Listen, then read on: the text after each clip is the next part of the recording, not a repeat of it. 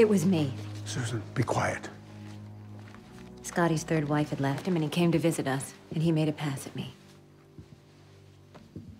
It was a lot more than a pass. And my husband threatened to kill him if he ever did that again. How chivalrous. Well, you'd be happy to know that's exactly how Scotty explained things to me 2 days ago in New York. Well, I suppose I should be contented that Scotty admitted his transgression to somebody. Jim, how about we call it a night? Certainly, just as soon as the Andrews have helped clear up a few questions about their progeny. Please, have a seat. Now, your son, Linus, your own flesh and blood. You must be very proud of him, yes? 24 years old, geologist, Antarctica. Does he miss you being 7,000 miles away? I'm sure he does. He's not terribly demonstrative in his letters. Yes, I know, I've read them. What I'm curious about is why he never writes to his sister. He's very busy, and he's a boy. Not even a card on her birthday. Not that anyone really knows when her birthday is. What is it you'd like to ask about our daughter? How she came to be your daughter. As I'm sure you've read in those files, we were posted in Seoul. This was just before the conflict officially broke out. There was an orphanage across the street from the American embassy where Ronald and I were based. One day, the orphanage had a fire. The workers and children took refuge in the embassy, and there was one infant who wouldn't.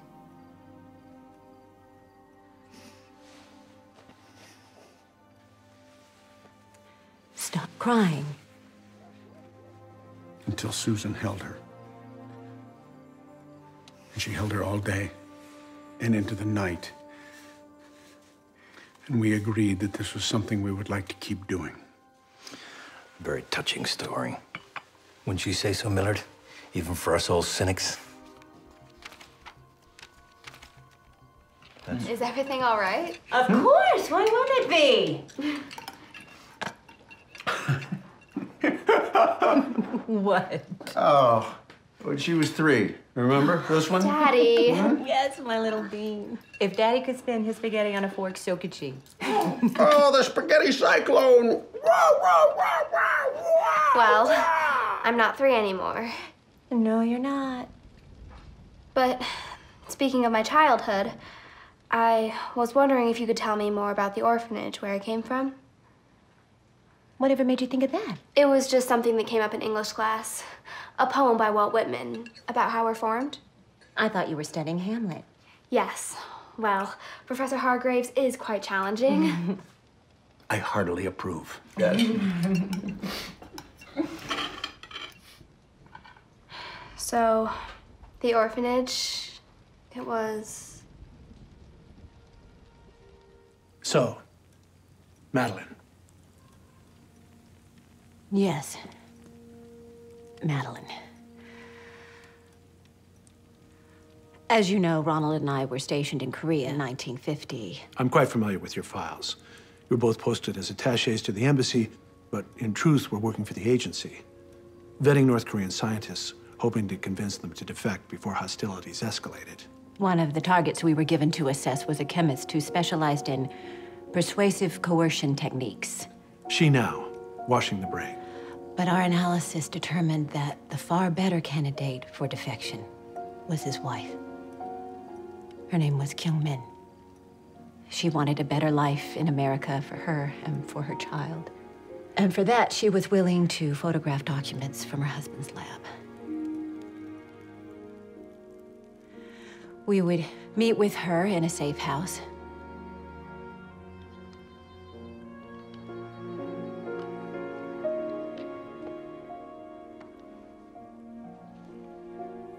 Surveying the intelligence she brought, determining what more we needed.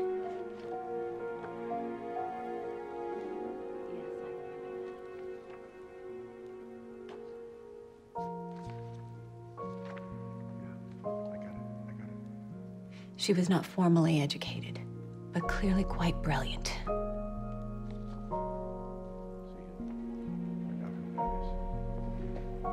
And we grew fond of her.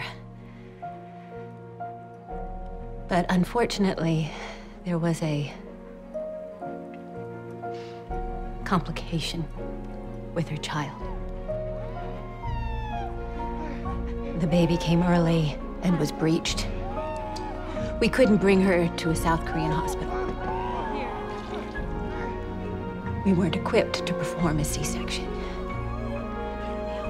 She lost too much blood. But we saved the baby. Madeline. Wailing like a siren.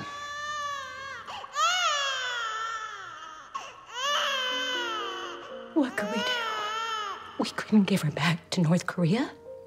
If we notified our station chief, we knew he'd find a way to use her as a political pawn.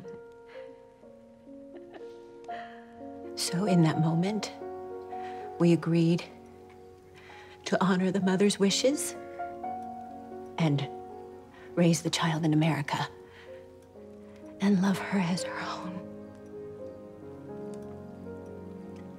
Which she is. But Mr. Ashmead found out.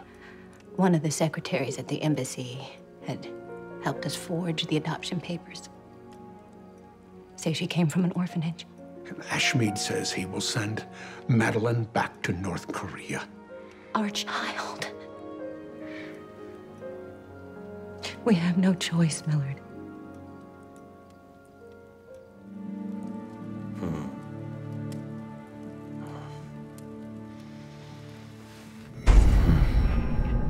Jim. How are you feeling, Jim? Splendid. Thank you.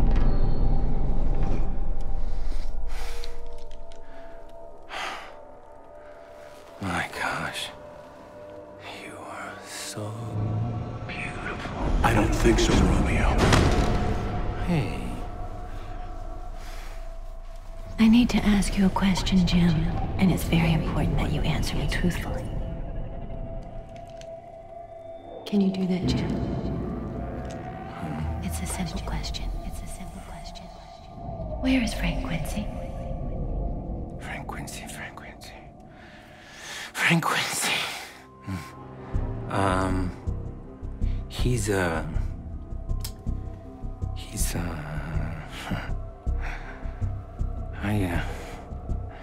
I can't tell you that. It's classified. There are no secrets between us, Jim. Oh, but there are. Jim, Tell me where Lieutenant Quincy is. I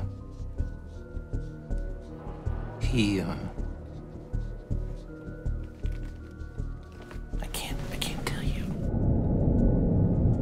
I'm sorry. I want to.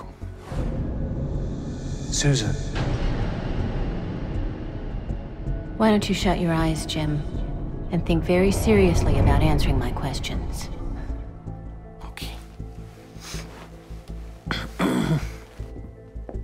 Let's increase the dose.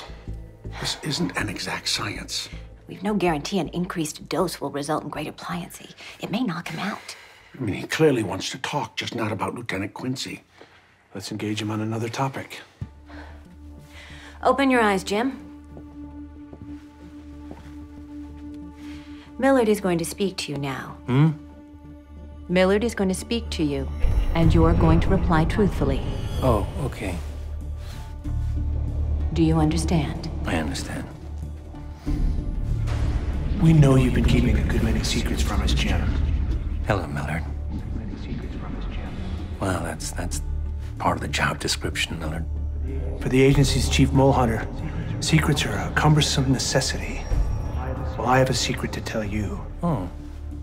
There are those at the highest level of the agency who are under the impression that you're the mole. You're the mole. So tell me, how long have you been working for the KGB?